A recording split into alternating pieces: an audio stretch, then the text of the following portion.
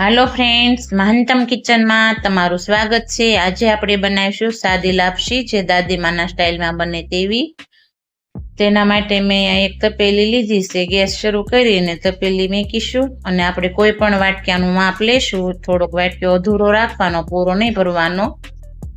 માપ સાથે લાપસી બને છે, એટલા માટે કોઈ પણ વાટક્યાનું એક સેટિંગ કરી લેવાનું અને સામે આપણે પોણો વાટક્યો જેટલો ગોળ દેશી નાખ્યો છે। હવે આપણે ચમચાના મદદથી ગોળને પાણીમાં ઓગાળી લેશું।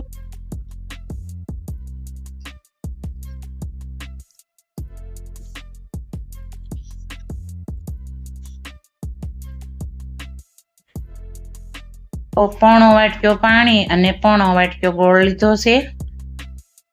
ગોળ ઓગળી જાય પાણીમાં એટલે આપણે એને પાણી એક જારીથી ગળી લેશું, જેથી ગોળમાં જે કાંઈ કચરું હોય તે નીકળી જાય।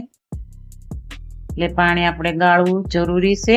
ગાળી અને તપેલી ધોઈ લેશું ગોળવાળી, ને આપણે માપ કરી લેશું। જો ગોળ ભળ્યો એટલે આખો પૂરો વાટક્યો પાણી થયું છે।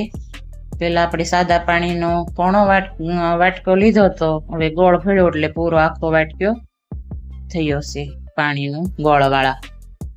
હવે આપણે ગેસ ઉપર તપેલી મૂકી ગોળવાળું પાણી તપેલીમાં નાખી દઈશું અને ગેસ શરૂ કરી અને પાણી ઉકળવા દઈશું ને એક પાવડું ગોળવાળા પાણીમાં તેલ ઉમેરીશું। અત્યારે આપણે ગેસ ફૂલ રાખવાનો છે અને લોટનું માપ કરીશું। જો અહીંયા આપણે એક ઈનો જ વાટક્યો છે ને એક આખો વાટક્યો લોટ ને બીજો અડધો વાટક્યો લોટ છે। એક વાટક્યા પાણી સામે આપણે 1.5 વાટક્યો લોટ લેવાનો છે ને આપણે એક પાવડું એમાં તેલ ઉમેરીશું, 1 થી 1.5 પાવડું। ને તેલને લોટ સાથે બે હાથની મદદથી ચોળી અને તેલને લોટ બે મિક્સ કરી લેશું બરાબર। અંદર તેલની ગોળની લોટની ન રહે એવી રીતે મિક્સ કરી લેવાનું ચોળીને બે હથેળી વડે। અહીંયા આપણું મણ દઈને તૈયાર થઈ ગયો છે। આવું મુઠ્ઠી વળે એટલું આપણે રાખવાનું છે, લોટની મુઠ્ઠી વળે એટલું બનાવવાનું છે।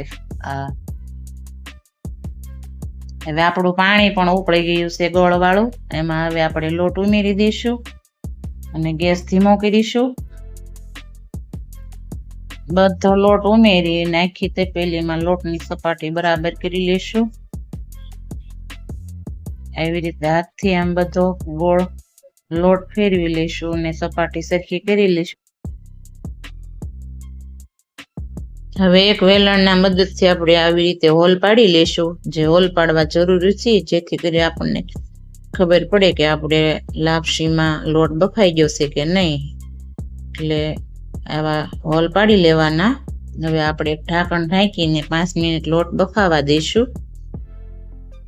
5 મિનિટ થઈ ગઈ છે અને આપણે ચેક કરી લેવી કે લોટનું કેમ છે। જો ટીપું નથી પડતું એટલે આપણો લોટ બફાઈ ગયો છે। હવે આપણે વેલણથી હલાવી લેશું અને હલાવીને બધું મિક્સ કરી લેશું। આવી રીતના વેલણથી બધું હલાવીને તૈયાર કરી લેવાનું।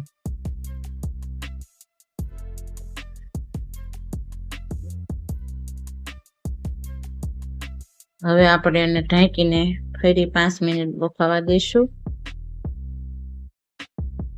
અને આપણે તપેલી ગેસ ઉપરથી લઈ અને રોટલીની લોઢી મૂકી અને પાછી લોઢી ઉપર તપેલી મૂકશું, જેથી કરીને આપણી લાપસી તળીએ ચોટે નહીં અને લાપસી સારી બને। એટલા માટે હવે આપણે જોઈ લઈશું કે લાપસી થઈ છે કે નહીં। પાછું વેલણ ફેરવીને હલાવી લઈશું। આપણો લોટ સરસ બફાઈને સરસ તૈયાર થઈ ગયો છે। હવે આપણે એમાં 2 પાવડા દેશી ઘી ઉમેરીશું।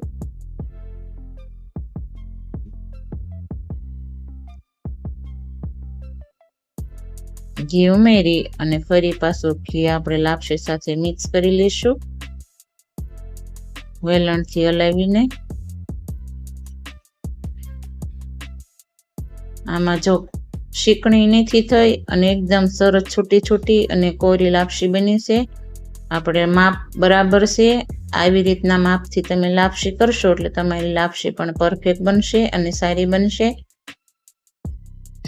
અને આપણે લોઢી મૂકીને તે છેલ્લે બાફવાની, જેથી કરીને લાપસી ચોટે નહીં. હવે આપણે એક બાઉલમાં પીરસી લઈશું. તો કેટલી સરસ છૂટી છૂટી અને કોરી મસ્ત લાપસી બની છે. મારા આ રેસીપીના વિડીયાને બીજા જોડે શેર કરતા રહેજો, જેથી કરીને બીજા લોકોને પણ લાભ મળતો રહે.